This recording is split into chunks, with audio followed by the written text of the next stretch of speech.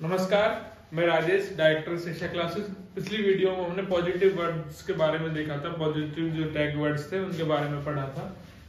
वो पेपर के लिहाज से भी मोस्ट इम्पोर्टेंट है। ये मेरा एक्सपीरियंस है, जो मेरे 5-6 साल का मेरा अध्ययन है और जो मैंने 2 बार पेपर क्लियर किया है, उसमें जो मैंने वर्ड से छाटे जिनके आधार पर हम सीडीपी को बहुत ज्यादा जल्दी से कर सकते हैं, तो वो वर्ड्स है।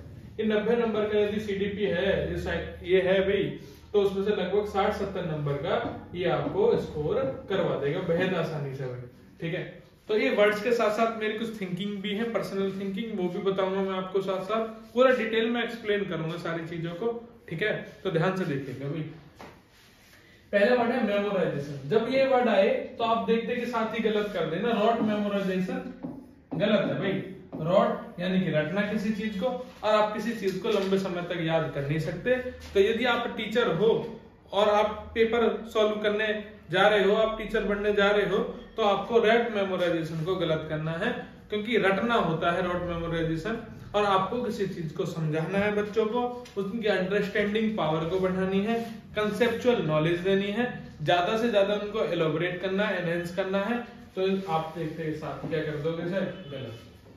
डिस्चार्ज यानी कि बच्चे को डिस्चार्ज को मतलब समझो डिस्करेज। तो आपको डिस्करेज नहीं करना है, उसको करेजियस बनाना है, उसको हतोत्साहित नहीं करना। यदि वो कोई एक्टिविटी करने का प्रयास कर रहा है, कुछ नया सीखने का प्रयास कर रहा है, तो आप उसकी बेइज्जती करके या कोई बात कह के उसको पॉइंट आउट करके ऐसा कुछ भी नहीं करोगे। तो आपको डिस्चार्ज नहीं करना है, डिस्करेज। पनिशमेंट देखते के साथ ही गलत कर देना है, क्योंकि पनिशमेंट आप किसी भी बच्चे को देना नहीं है। पनिशमेंट को सीडीपी में नेगेटिव माना गया है, और बच्चों का ऐसा समझिए जैसे भगवान का रूप होते हैं वे बच्चे। आप किसी बच्चे को डरा नहीं सकते, स्कोल्ड नहीं कर सकते, ये और लिखने साथ के साथ, क्योंकि मेरे इन वर्ड के साथ भी जो एक्सपीरियंस है वो ज्यादा मैं ना, जो मैं बात बता रहा हूं आपको। तो फियर, आपको डराना नहीं है, आपको किसी बच्चे को डांटना नहीं है, आप उसे प्यार से समझाइए। यदि कोई चीज नहीं आती है, अपना मेथड बदलिए। ठीक है, यदि कोई बच्चा समझ नहीं पा रहा है तो उसकी गलती नहीं मानोगे आप टीचर हो, आप अपनी गलती मानोगे, आप अपना तरीका बदलोगे और उसे समझाने का प्रयास करोगे भी। अगला है होमवर्क भी। बच्चे को लोड नहीं डालोगे, बर्डन नहीं डालोगे। और एनईपी 2005 में भी बात हुई है, एजुकेशन विदाउट बर्डन की, शिक्षा बिना बोझ की। तो बिना बोझ की शिक्षा की बात होगी, और एनईपी 2005 के अकॉर्डिंग भी क्या है भाई, शिक्षा बिना बोझ की है। और ये शब्द डॉक्टर यशपाल शर्मा की कमेटी में जो रिपोर्ट आई थी उनके आधार पर भी है। तो बर्डन डाल के आप होमवर्क नहीं दे सकते, ज्यादा से ज्यादा बच्चों को होमवर्क नहीं दे सकते भाई। रिलैक्स भाई, बच्चों को आप रिलैक्स बना दो, आप उन्हें एक्टिव ही ना बनाओ, किसी चीज से जोड़ो ही ना, बस आप वर्क दे दो उनको, वो लिख के पूरा कर ले। आपने क्वेश्चन करवाने, आपने टिक मार दी उन्हीं की बुक पे कि ये कर लेना, ये नोट कर लेना। ये चीज सबसे ज्यादा गलत है। बच्चा इसमें रिलैक्स आ जाएगा, बच्चा इसमें एक्टिव नहीं रहेगा और बच्चा इनएक्टिव हो जाएगा, और इनएक्टिव होते नहीं सारी चीज क्या हो जाएंगी भाई, गलत। तो अगला है आपके सामने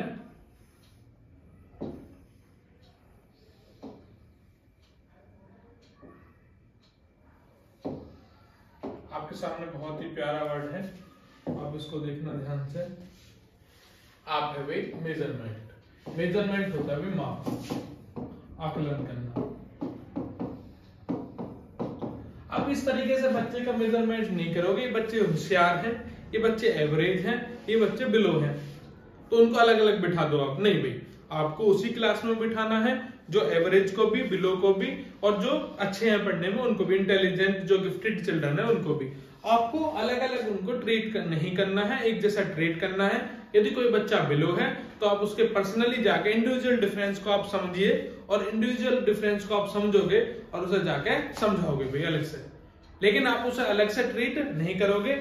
इंडिविजुअल डिफरेंस को समझते हुए आप, सबसे बेहतरीन वर्ड है भाई इंडिविजुअल डिफरेंस। देखो भाई, हर बच्चा अलग अलग है। जैसे हमारी 5 उंगली एक जैसी नहीं होती, ऐसे ही हर बच्चा की क्वालिटीज अलग अलग होती है। कोई बच्चे सारे बच्चे एक जैसे नहीं होते, तो सारे बच्चे नहीं होते, हर बच्चे में एक ना एक क्वालिटी रहती है। आप उसको एनहेंस कीजिए, आप उस पर जोर कर कीजिए, लेकिन आप मेजर नहीं करोगे बच्चे बिलो हैं। यदि बिलो वाले, आप बिलो उनके टैगलाइन दे देते हो बिलो हैं, तो वो हीनता की भावना में आ जाते हैं और अपने आप को और ज्यादा कमजोर महसूस करने लगते हैं कि मैं तो इस सवाल को कर ही नहीं पाऊंगा क्योंकि मैं बिलो बच्चा हूँ, बिलो एवरेज हूँ। तो आपको किसी कैटेगरी में बच्चों को नहीं बांटना है। लेक्चर मेथड सबसे बेकार मेथड में आता है भाई। लेक्चर मेथड को देखते ही साथ गलत कर देना, और सबसे ज्यादा कॉलेज में होता है ये चीजें। और लेक्चर मेथड ऐसा है कि टीचर आया, उसने पढ़ाया और वो चला गया, बच्चे सोए पढ़े ना पढ़े, टीचर को कोई मतलब नहीं उससे। और लेक्चर मेथड को नेगेटिव मेथड माना जाता है साइकोलॉजी में, सीडीपी में। और लेक्चर मेथड सबसे बेकार मेथड है। और लेक्चर मेथड को आप देखते नहीं गलत कर दोगे, क्योंकि इसमें टीचर एक्टिव है और बच्चा एक्टिव नहीं है। और टीचर एक्टिव हो बच्चा एक्टिव ना हो तो ये मेथड भी बेकार है। दोनों ही चीजें एक्टिव होनी चाहिए, टीचर भी और बच्चा भी। अगला है ग्रेडिंग। बच्चों को जज नहीं करोगे, ग्रेडिंग नहीं दो। जज करना मैंने अभी समझाया, ग्रेडिंग देना भाई ये बच्चे बिलो हैं, ये एवरेज हैं, उनमें हीनता की भावना आएगी। और बच्चा जो बिलो जो एवरेज है उसमें हीनता की भावना आएगी, भाई ये जो हमसे ऊपर है ये बहुत इंटेलिजेंट माइंडेड है, ये अलग दुनिया से आए हैं। नहीं भाई, उनमें हीनता की भावना आ सकती है। बच्चे में अपने आप को, उनके जो माइंड की साइकोलॉजी वो काम करना बंद कर सकती है। तो आप किसी बच्चे को जज नहीं कर सकते, आप ग्रेडिंग नहीं करोगे भाई। दोनों एक जैसे वर्ड है भाई।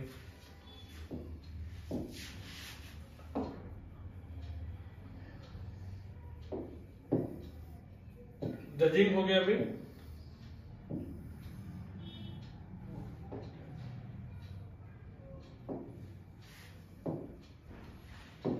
ट्रेनिंग ना बोल के भाई टेस्टिंग बोल दो। टेस्टिंग, बार बार टेस्ट लेना, ये भी नेगेटिव वर्ड में आता है भाई। टेस्टिंग भी, कि टेस्ट ले रहे हैं, टेस्ट करना बच्चों के सामने, उसका कंसेप्चुअल बिल्ड करो उसका। और टेस्ट भी नेगेटिव वर्ड में आता है सीडीपी में। ये हो गया अभी रॉट लर्निंग। देखते नहीं गलत, मैंने अभी समझा दिया, देखते नहीं गलत रटना होता है। क्रैमिंग, बड़बड़ाना, या क्रैमिंग को ऐसे समझो कि भाई कोई बच्चा जैसे हुबहू कॉपी कर ले किसी चीज की। जब किसी बच्चा हुबहू, जैसे राम ने कोई काम किया, शाम भी हुबहू कॉपी कर ले तो उसको क्रैमिंग बोलेंगे। ये भी गलत है। बच्चा को नॉलेज बढ़ाओ, कंसेप्चुअल नॉलेज, अंडरस्टैंडिंग। देखो भाई अगला वर्ड है आपके सामने लेबलिंग। लेबलिंग आप किसी बच्चे को नहीं कर सकते। लेबलिंग ना तो आप उसको रैंक में बांट सकते हो भाई, ये रैंक में, तो रैंक देना नेगेटिव शब्द में आता है। यदि मैं बात करूं सर्टिफिकेट की, तो ये भी क्या है, एक नेगेटिव वर्ड है। तो ना तो किसी बच्चे को आप रैंक दे सकते हो, ना ही आप किसी बच्चे को सर्टिफिकेट दे सकते हो।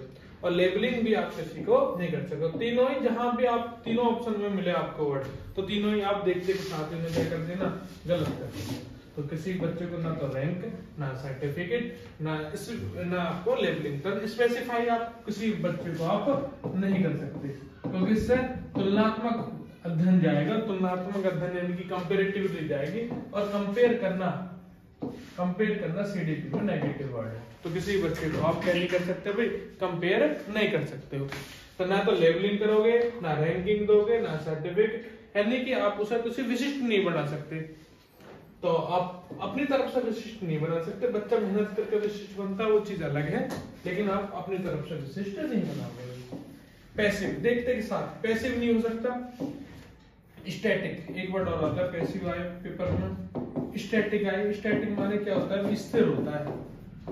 तो आप पैसिव देखो, स्टैटिक देखो, नॉन एक्टिव देखो भाई, तो तीनों ही नेगेटिव वर्ड है। तीनों को देखते के साथ ही आप क्या कर देना, गलत कर देना। ठीक है, तो बच्चे को आप कैसा भाई स्टैटिक नहीं बना सकते, नॉन एक्टिव नहीं बना सकते। तो आपको जो सही करना है वो सही करना है वर्ड डायनामिक। बच्चे को आप गतिशील बनाओ भाई, क्रिया करे ऐसा बनाओ भी बच्चे को। तो आप डायनामिक बनाना है, बच्चे को एक्टिव बनाना है। बच्चे को डोरमेंट वर्ड आ जाए, डोरमेंट माने भी होता है सुस्त भी, तो आप डोरमेंट भी नहीं बना सकते। आपको डोरमेंट भी देखते के साथ ही गलत कर देना। सही क्या करना है भाई, बच्चा एक्टिव है, बच्चा डायनामिक है, ये आपको सही कर देना है। बच्चा फ्लेक्सिबल है, अब देखते के साथ ही क्या कर देना, सही कर देना। क्लियर है। फ्लेक्सिबल को सही करना है आपको, डायनामिक को सही करना है, एक्टिव को सही करना है। अगला वर्ड है भाई इग्नोर। किसी भी चीज को आप इग्नोर नहीं कर सकते। बच्चा बार बार आप नहीं पढ़ पा रहा, परेशान है किसी चीज को लेकर, तो आप उसको इग्नोर नहीं करोगे, उसको समझाओगे भाई, ठीक है। या आप इरिटेट उससे नहीं होगे, आप गुस्सा उस पर नहीं करोगे भी बच्चों पर। एग्रेसिव बिहेवियर आपका नेगेटिव माना जाएगा। यदि आपका किसी भी बच्चे के प्रति एग्रेसिव बिहेवियर है तो वो भी आपको क्या माना जाएगा भाई, नेगेटिव में आएगा। किसी बच्चे को आप किसी भी चीज को लेकर आप इग्नोर नहीं कर सकते। उसकी अच्छी हो तो उसको अच्छाई को बढ़ाइए, यदि बुराई है तो उसको इग्नोर मत कीजिए, उसको समझाइए, उसका अंडरस्टैंडिंग जो पावर है उसको एनहेंस कीजिए, एक्सप्लोर करो। तो अगला है भाई आपके सामने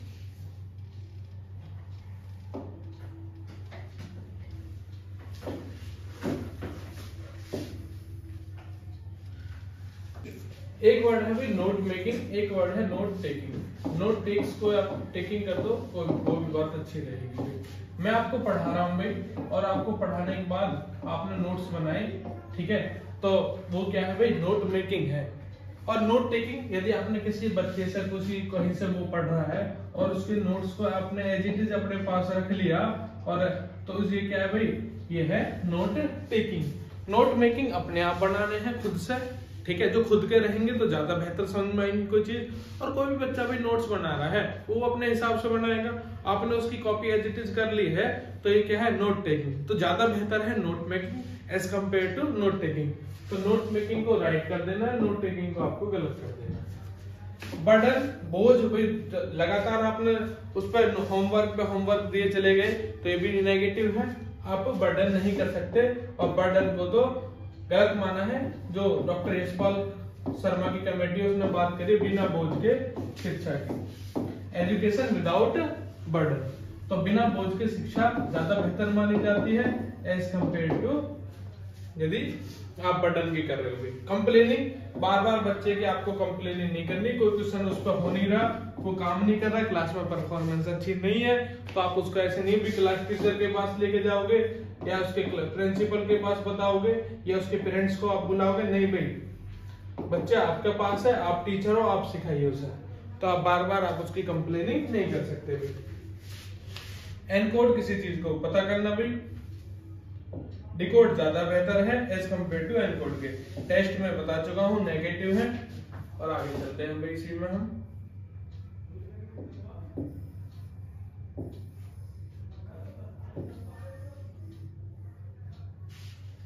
वर्ड है आपके सामने भाई, ये रहा, ये है भाई वर्ड लार्क। लार्क नहीं है, इसको लैक कीजिए भाई,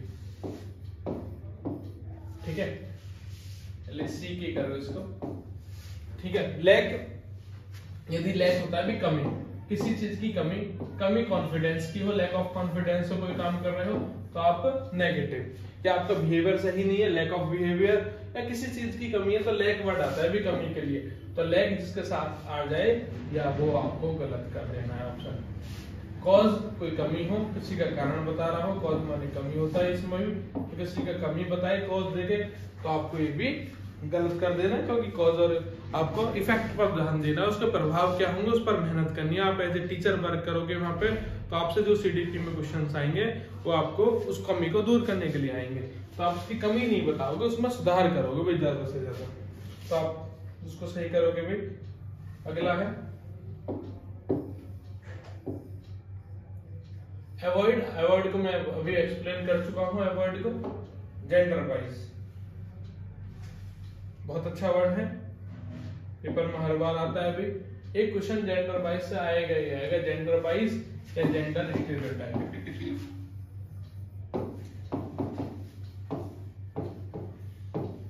लैंगिक भेदभाव या रूढ़िवादिता, ये क्या होती है, जब मेल और फीमेल में या बॉयज या गर्ल्स में भेदभाव किया जाता है तो उसको क्या कहते हैं भाई, जेंडर वाइज।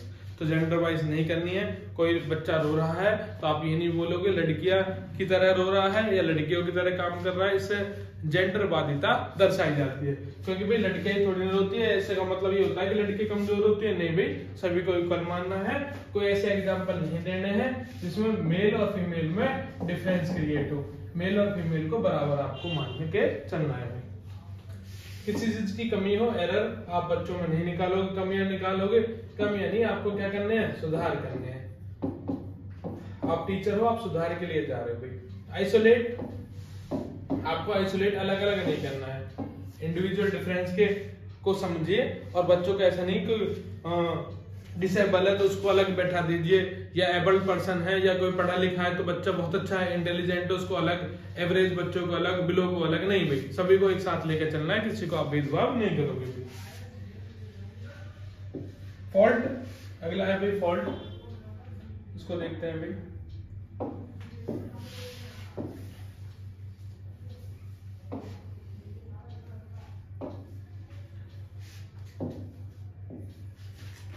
किसी की भी कमी नहीं निकालनी है, फॉल्ट इसके बाद में फॉल्ट है भी, कमी नहीं निकालनी किसी बच्चे में, इसमें ये कमी है, ये इसका जो बैकग्राउंड है वो कमजोर है, फाइनेंशियल बैकग्राउंड कमजोर है, ये गांव से आता है बच्चा, ये इसलिए कमजोर है, ये शहर से आता है इसलिए कमजोर है, ये गांव में पढ़ता है इसलिए इसकी इंग्लिश अच्छी नहीं है, ऐसे आप कमी नहीं निकालोगे भाई किसी बच्चे में, आप उसमें सुधार करो, उसकी जो कंसेप्चुअल नॉलेज है उसको बढ़ाओ, आप कमी नहीं निकालोगे। जहां आप लैग देखो उस ऑप्शन को गलत कर देना।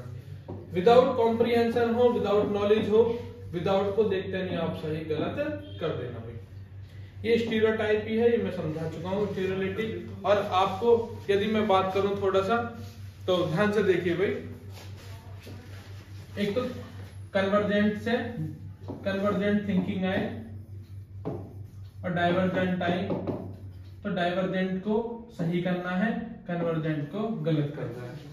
डाइवर्जेंट में ऑल एस्पेक्ट्स ऑफ डेवलपमेंट आ जाते हैं, all aspects of development, development पूरा ही कवर हो जाता है किसमें, डाइवर्जेंट में। ओपन एंडेड क्वेश्चन आए उसको सही करना है as compare to close ended को। सेंट्रलाइजेशन से सेंट्रलाइजेशन आए, केंद्रीकरण, और डिसेंट्रलाइजेशन आए तो डिसेंट्रलाइजेशन को ज्यादा बेहतर मानना है सेंट्रलाइजेशन। कुछ ही प्रमुख बिंदु थे भाई आज की क्लास में, और हम जानेंगे पूरी क्लास, तो मेन निचोड़ था ये थोड़ा सा भाई, ये पूरी क्लास नहीं है, ये निचोड़ है।